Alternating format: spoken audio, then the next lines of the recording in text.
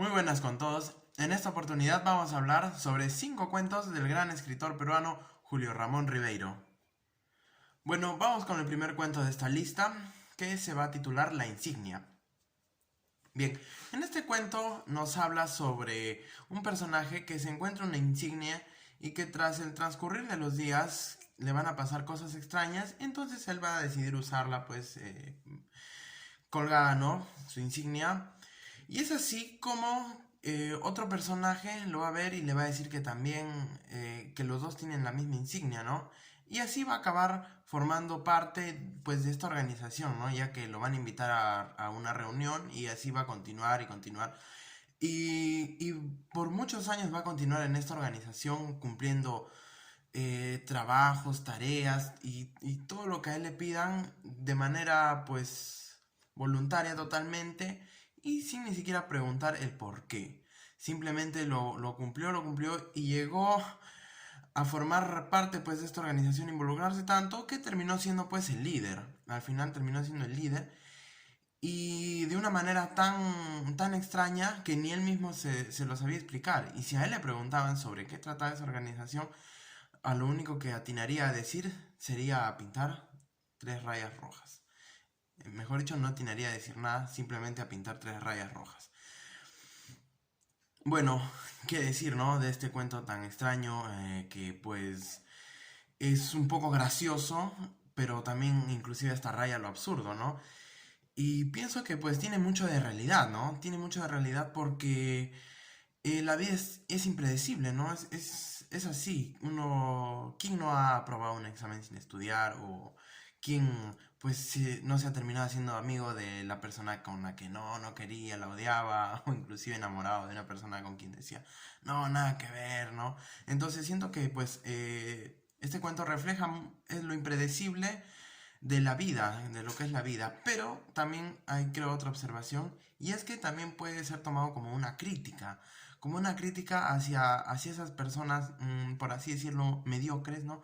Que terminan pues en grados altos, ¿no? Sin saber cómo, terminan teniendo un gran puesto de trabajo, terminan pues estudiando quizás en una universidad sin ellos ni siquiera querer y sin ni siquiera tener el más mínimo interés, ¿no? Yo creo que ahí es lo que más se puede rescatar es el interés, ya que el personaje en ningún momento tiene un real interés por indagar qué está haciendo, ¿no? Por tratar de descubrir, no, nada, simplemente acaba cumpliendo todo ese tipo de cosas e inclusive acaba siendo el líder, pero jamás acaba entendiendo de nada. Entonces vive la vida casi con indiferencia, con una total indiferencia, ¿no? Con muy poca importancia y creo que también se puede tomar como una crítica. Es un cuento muy bueno. Bien, entonces el siguiente cuento va a ser El profesor suplente. Este cuento nos va a narrar pues la historia de una persona que era cobrador de combi y que entonces un día su amigo va y le dice, mira, tengo esta oferta de trabajo para ti, ya que para que seas el profesor suplente, porque pues yo me voy a ir de viaje. Y entonces lo anima a que acepte la propuesta, ya que pues era una persona muy ilustrada, muy letrada, había estudiado en la universidad y no era posible pues que todo ese intelecto y talento se esté desperdiciando como cobrador, ¿no? Entonces el amigo después de tanto hablarle pues lo acaba convenciendo. Acaba aceptando el trabajo y de alguna manera se ilusiona bastante con el trabajo porque como le dijo su amigo, no puede ser el camino que te lleve hacia grandes oportunidades, quién sabe, ¿no? A que lo llamen de repente de algún otro colegio o que sea un aliciente para que quizás pueda terminar, ¿no? Titularse, que era algo que pues no había podido lograr. Entonces llega el esperado día y pues le ocurre una serie de factores que lo ponen muy extraño al profesor. Y al final, pues se acaba dando cuenta que no tiene muy claro los conceptos, las fechas, ni nada de lo que pues tenía que enseñar.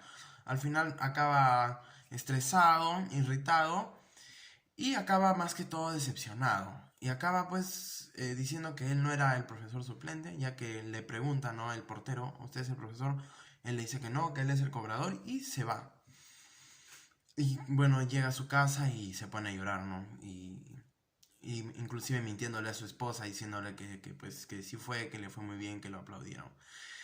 Bueno, un cuento muy triste, ¿no? Muestra la derrota total del personaje, es muy sentido.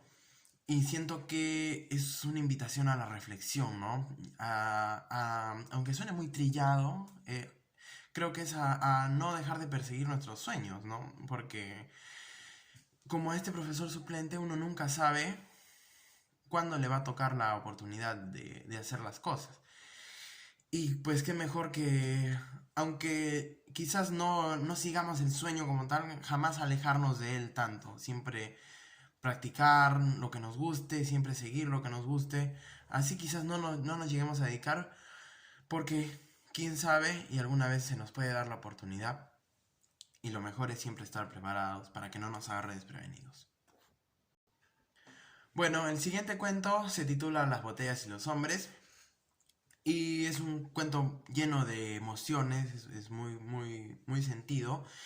Y nos va a hablar sobre el reencuentro de un padre con su hijo. Luego de 8 años, pues el padre era una persona de mal vivir, ¿no? De muy dejada, que no le importaba nada más que pues la borrachera y los amigos, ¿no? Y su hijo, que pues había ascendido en la escala social, tenía pues dinero, y frecuentaba un club. Entonces el padre lo va a buscar al club para claramente pedirle dinero. Y entonces el hijo pues acaba aceptando, ¿no? Le da el dinero y al final, en la noche, acaba saliendo con el padre, acaba saliendo de juerga.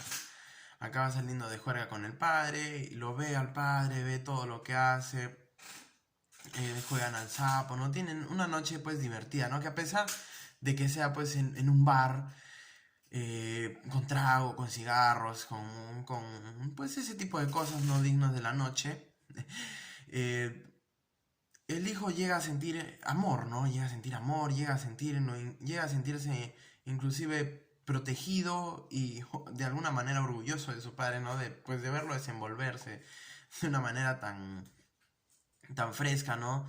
Y de que sea prácticamente como que el más, ¿no? Ahí.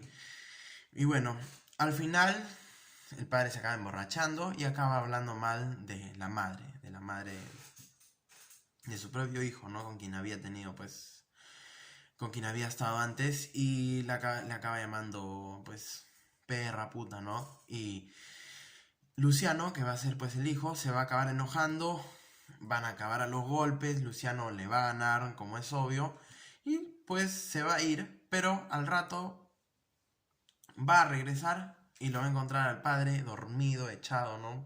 Seguramente por los golpes y la borrachera. Y le va a dejar un anillo. Su anillo se lo va a dejar claramente en señal, ¿no? De que, pues, para que lo venda claramente y con el dinero, pues, haga lo que quiera, ¿no? Inclusive le va a dejar bien escondido como para que no se lo roben ya que estaba dormido en la calle. Bueno, de este cuento podemos rescatar que es muy sentido porque refleja el gran amor que pueden sentir los hijos hacia los padres, ¿no? Ese amor tan gigante que a pesar de que pasen los años, de las heridas, de las peleas, el hijo siempre va a sentirse, pues, va a sentir que esa conexión con el padre, a pesar de todo lo que haya pasado y a pesar de todo, siempre va a querer estar con él, va a querer estar tras él y va a querer sentirse orgulloso de él, va a querer sentirse querido, ¿no? Y también nos muestra una lección, pues, de bondad, ¿no? De que a pesar que la vida, ¿no? En este caso el padre haya sido malo con él, o de que la vida sea malo con nosotros, o de que todo nos salga mal, que responder con más odio, pues quizás no sea lo mejor, ¿no? Porque quizás Luciano podría haberlo dejado tirado, botado, rematado a su padre, pero decidió hacer una buena acción por él, ¿no? Como diciendo, pues te perdono, no me importas, pero no quedarse con más rencor ni con más odio. Y esa es una gran enseñanza que nos deja este cuento. Bueno, el siguiente cuento es Espumante en el sótano. Nos va a tratar sobre Aníbal, quien es pues un personaje que trabaja hace 25 años en el Ministerio de Educación. Es como una especie de secretario que trabaja en fotocopiadoras, y que pasa papeles y ese tipo de cosas, ¿no? Que en un tiempo tuvo mejor rango, pero bueno, por circunstancias políticas o de la vida misma, nunca logró ascender a más, sino que más bien retrocedió, ¿no? Bueno, en sus 25 años simplemente quería celebrarse, ¿no? Organiza un agasajo con empanadas, pues, con champán, ¿no? No muy grande, claramente, porque pues no ganaba mucho. Pero bueno, lo único que él quería pues era festejarse y que vayan sus amigos con quien alguna vez trabajó y quien ahora pues prácticamente ni le importaba quién era Aníbal, ni les importaba nada. Al igual que sus propios compañeros, quien pues a decir verdad era un ambiente de trabajo muy hostil, ¿no? No lo respetaban en lo absoluto, ni les importaba en lo absoluto. La cosa es que sucede, pues, en el sótano, ¿no? Su agasajo que él mismo se hace, ya que nadie lo agasajó. Y al final, pues, como es obvio, luego en un agasajo, pues todo queda cochino.